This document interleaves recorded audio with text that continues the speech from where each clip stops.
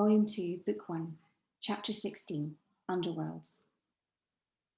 Partly for pleasure, partly to save money, he walked to school each morning through Alexandra Park, mistakenly thinking a twisting path through flower beds was shorter than the straight traffic-laden road. The path crossed a hillside with a golf course above and football pitches below.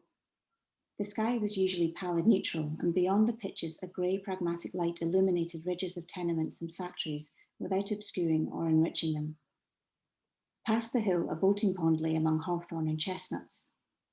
Often a film of soot had settled overnight on the level water, and a duck, newly launched from an island, left a track like the track a finger makes on dusty glass. Crossing the flood of trucks and trams clanging and rumbling on the main road, he picked his way through a grid of small streets by a route which passed 2 cinemas with still photographs outside, and 3 shops with vividly coloured magazines in the window. The women in these gave his daydreams a more erotic twist.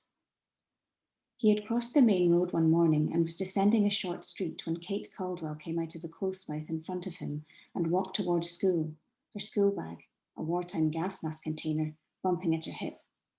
He followed excitedly, meaning to overtake but lacking the courage. What could he say to her?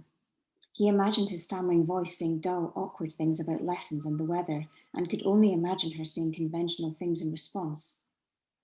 Why didn't she turn and smile and beckon? Surely she knew he was behind. If she beckoned, he would smile faintly and approach with eyebrows questioningly raised. She would say, "Don't you like my company?" Or, "I'm glad you come this way. These morning walks are a bit dull." Or, "I liked your story in the school magazine. Tell me about yourself." He glared furiously at her dancing shoulders, willing her to turn and beckon, but she didn't, and they reached school without getting nearer together or further apart. After this, he hoped each day she would come from the close at the exact moment he passed it, so he could speak to her without lowering himself. But either he didn't see her at all, or she emerged ahead and he had to follow as if towed by an invisible rope. One morning he had just passed the close when he heard light, quick footsteps overtaking from behind.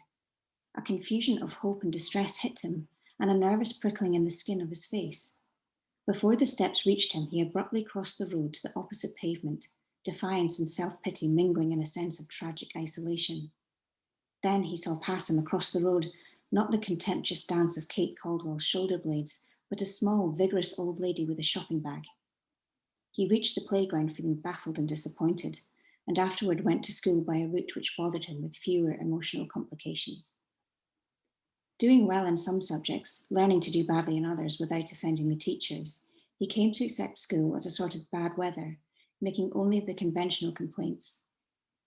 He was friendly with other boys, but had no friends and rarely tried to make them. Apparent life was a succession of dull habits in which he did what he was asked automatically, only resenting demands to show interest. His energy had withdrawn into imaginary worlds, and he had none to waste on reality.